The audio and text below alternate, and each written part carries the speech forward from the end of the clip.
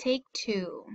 Hi, my name is Riley Van, and I am doing my final presentation on life affirmation, primarily focusing on strategies for dealing with death, and I'm going to use that through going through art examples.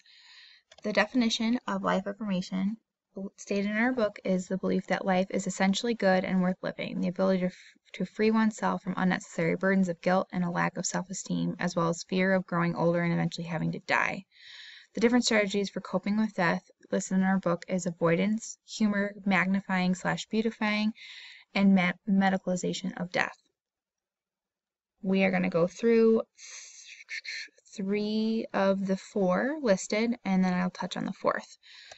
The first media piece that I used was a painting. It's called The Death of General Wolfe. It's a 1770 painting by an Anglo-American artist, Benjamin West. This is the death of the British General James Wolfe during the 1759 Battle of Quebec of the 7 Years' War.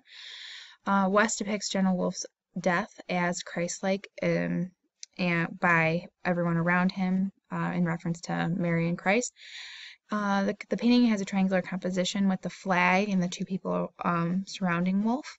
The death is depicted as it's magnifying it and it's beautifying his death, which does happen of the death of a celebrity usually, and it's kind of touching into the beautifying of a death is wanting to be remembered, and that's why it does happen. But by magnifying this death and kind of over exaggerating it, like all these people gathered around him probably didn't actually happen in real life, it is recognition of pain. As everyone gathered around the general, no matter the side, they see him leave the earth, almost as if the time has stopped to recognize and honor him. Death comes with honor in ways as he peacefully leaves. This is a great example of a tribute to one's life, leaving a heroic memory. And with this use of art, and the general's death is being magnified and beautified. My second piece of media is used for 2 of the coping mechanisms. It's the literature use of Harry Potter and the Deathly Hallows. I did use the pictures from the movie to get my point across. It is of Harry and Voldemort, and you can see Voldemort in this. He doesn't almost look human life. I did use a little bit more of a paragraph setting here, as I wanted you to be able to pause and reread what I wrote, just in case you missed it. I do talk fast. In the literature series Harry Potter and any of the books, death follows the main character Harry his entire life. His parents died when he was a baby, his mentor and only real family left, Sirius Black, dies, and then eventually Albus Dumbledore, one of his biggest comrades, also dies. The Deathly Hallows is the last book in the series that builds up to the climax of trying to stop, which means kill, Lord Voldemort, who is Harry's #1 enemy.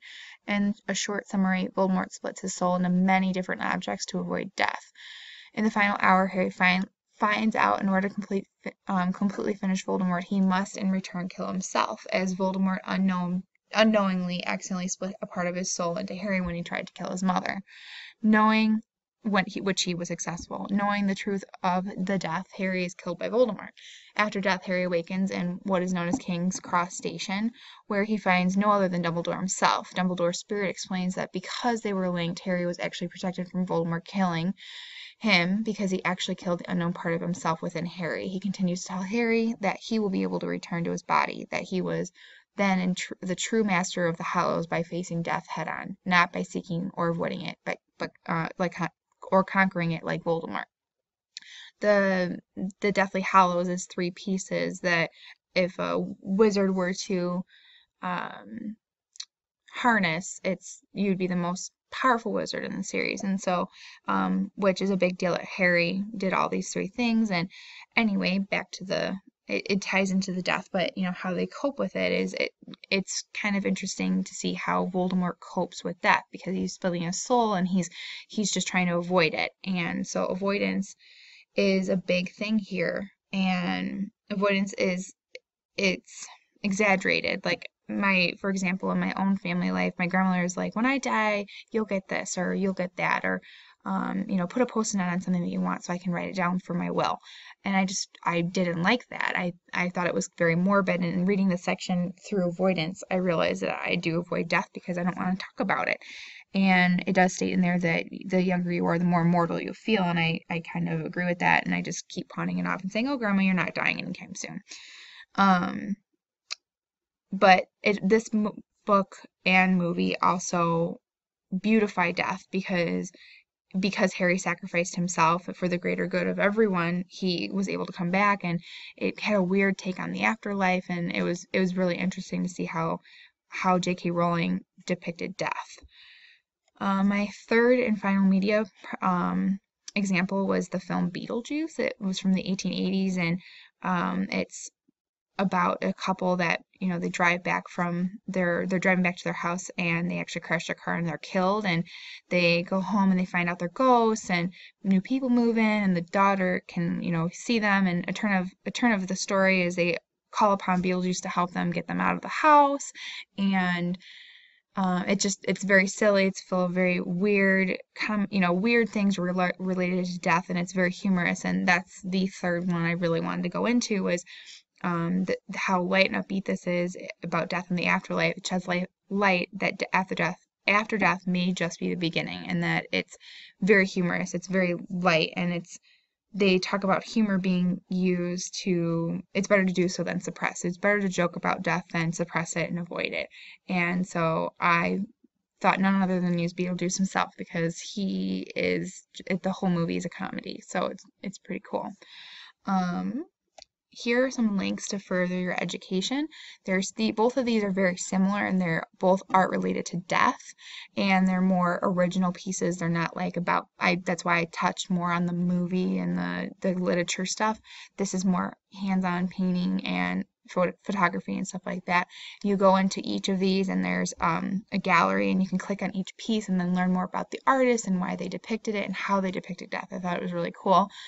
Two of the pictures I used as kind of a space filler were Jaws, which is all about avoidance of death. After Jaws came out, it made everyone avoid the beaches. They didn't want to die, so they thought Jaws was out there, so no one went to the beaches. And we recently went to Florida, and we were talking about that actually, so I thought that was really cool to add into my project.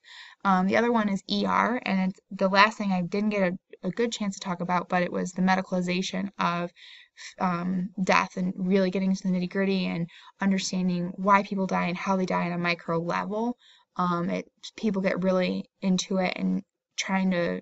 It's a coping mechanism of why did this happen, and how do I avoid it, or how do I better my life so that it doesn't happen to me, or just come to terms with dying. My final page is my Works Cited, where you can see what all I use, my jump off points with Wikipedia, all the way down to different pieces that help me through my 3-media presentation.